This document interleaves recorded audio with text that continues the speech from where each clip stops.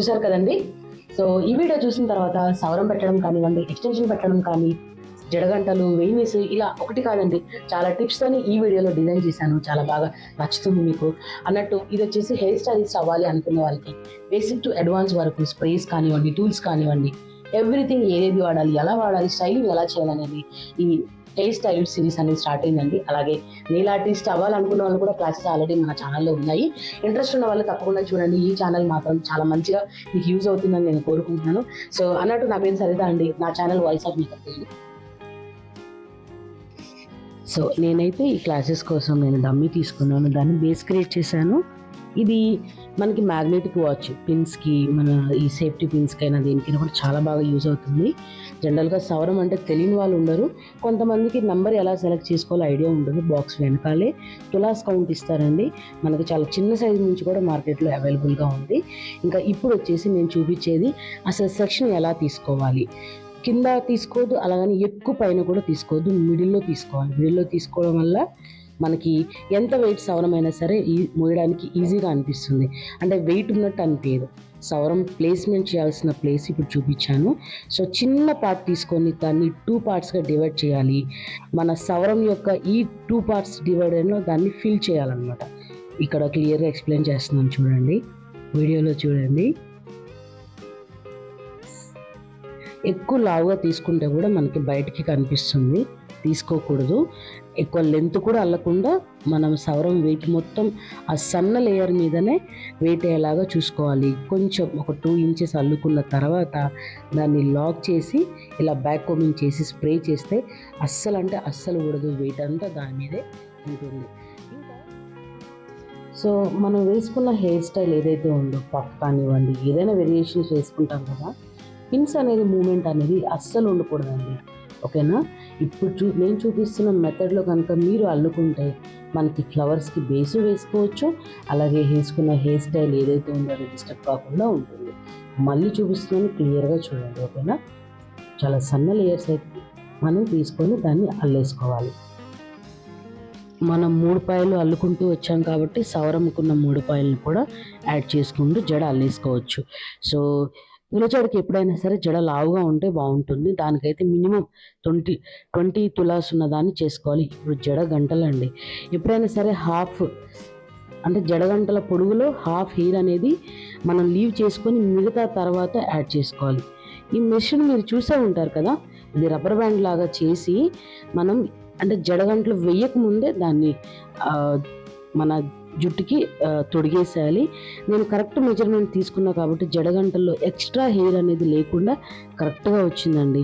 So దాన్ని కూడా మనము బ్యాండ్ వేయకూడదు. ఇలా థ్రెడ్ కానివ్వండి, గోల్డ్ థ్రెడ్ కానివ్వండి ప్యాక్ చేస్తే ఇప్పుడు స్టైల్ కూడా ఇదే కాబట్టి మనం దాన్ని చాలా చక్కగా నీట్గా ఉంటుంది. జడగంటలు వేసే ప్రాసెస్ ఇది. అలాగే నేను మెష్ కూడా వేసేసాను.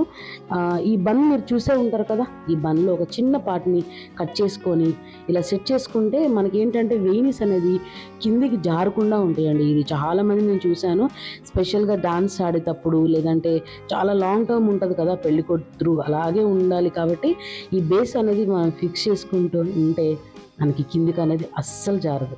మిమ్మల్ని చాలా మెచ్చుకుంటారు ఈ టిప్ని ఫాలో అవుతాయి. ఇప్పుడు యూపిన్స్ అండి బేసిక్గా. సో ఎక్కువ పెద్దగా ఉంటేనే నేను థ్రెడ్ అనేది వాడతాను. యూపిన్సే ఇలా జిగ్జాగ్ ప్రాసెస్లో పెడితే అస్సలు కూడా చాలా బాగుంటుంది. చిన్న లాకెట్ అయితే హ్యాంగ్ చేశాను, ఎలా ఉందో చెప్పండి. ఇప్పుడు సెకండ్ మెథడ్ చూపిస్తున్నాను. ఈ సెకండ్ మెథడ్ ఎందుకు అంటే కొంతమంది దాన్ని కూడా ఇందాక చూపించిన ప్రాసెస్లో సవరాన్ని వెయిట్ చేస్తే కూడా చాలామందికి హెడేక్ వచ్చే ఛాన్స్ ఉంది కాబట్టి కొంతమంది ఇష్టపడరు. ఇది కొంచెం సింపుల్గా ఉంటుంది, కొంచెం కేర్ఫుల్గా ఉంటే సరిపోతుంది. రబ్బర్ బ్యాండ్ని నేను వీడియోలో చూపించిన విధంగా మనం సవరాన్ని క్లయింట్ హెయిర్కి హ్యాంగ్ చేసేసేయాలి. ఆ రబ్బర్ బ్యాండ్ కనబడకుండా మన రియల్ హెయిర్ని కూడా నాట్ చేయొచ్చు. సేమ్ ప్రాసెస్, జడగంటలు, మెష్, వెయినీస్, ఎవ్రీథింగ్ ఇందాక చూపించినట్టుగా హ్యాంగ్ చేసేస్తే సరిపోతుంది. థర్డ్ మెథడ్ వచ్చేసి ఓన్ హెయిర్ని ఇలా కొప్పు వేసేసి మనం మెష్తోని క్లియర్గా చేయాలి. థ్రెడ్ని సవరానికి బాగా గట్టిగా కట్ చేసేయాలండి. ఇంకా రకరకాల హెయిర్ అంటే ఆల్రెడీ అల్లిన జుట్లు కూడా మార్కెట్లో ఉన్నాయి కాబట్టి దాన్ని కూడా ఇదే మెథడ్లో మనం చేస్తే చాలా బాగుంటుంది. ఇంకా టైం కూడా ఎక్కువ పట్టదు. ఎక్కువ టైం లేదు అనుకున్నప్పుడు గబగబా ఇలా చేసేయచ్చు. ఓకేనా? సో సవరాలు ఎలా అప్లై చేయాలో మీకు నచ్చింది అనుకుంటున్నాను. ఈ టిప్స్ ఫాలో అవుతా కనుక నేను తమ్నైల్లో చెప్పినట్టు ఎప్పుడు ఫెయిల్ అవ్వరు. ఇప్పుడు ఎక్స్టెన్షన్స్ చూద్దామా. సో ఎక్స్టెన్షన్స్ కోసం కూడా నేను సేమ్ డమ్మీ తీసుకున్నాను.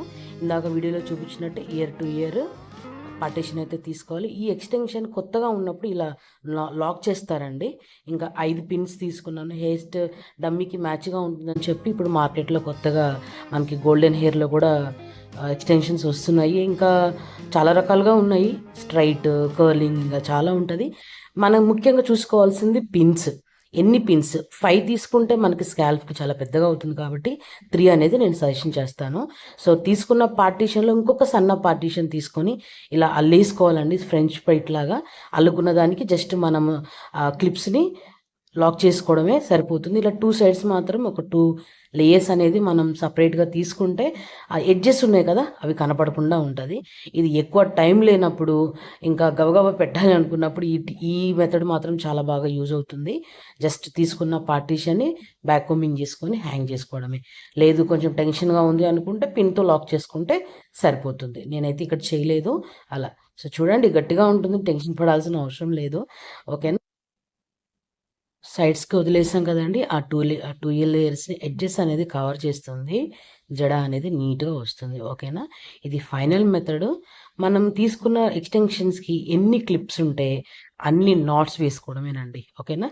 హెయిర్ సన్నగా తీసుకోండి, సరిపోతుంది. ఇక్కడైతే నేను 5 క్లిప్స్ తీసుకున్నా కాబట్టి 5 హెయిర్ బ్యాండ్ నాట్స్ అయితే వేశాను. 5ని క్లిప్ ఆన్ పెట్టేశాను.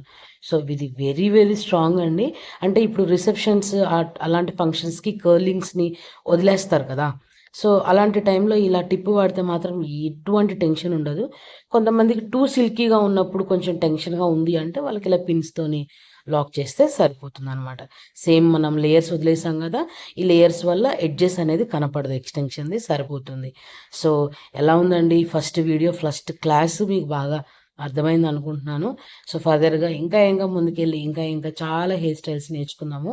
ఇంతసేపు నా వీడియో చూసినందుకు చాలా చాలా థ్యాంక్స్. సో మీకు నచ్చితే కామెంట్ చేయండి, సబ్స్క్రైబ్ చేయండి, అవసరం అనుకున్న వాళ్ళకి షేర్ కూడా చేయండి. థ్యాంక్ యూ సో మచ్ అండి. ఇంకా చాలా వాటి కోసం ఫాలో చేయండి. Bye bye.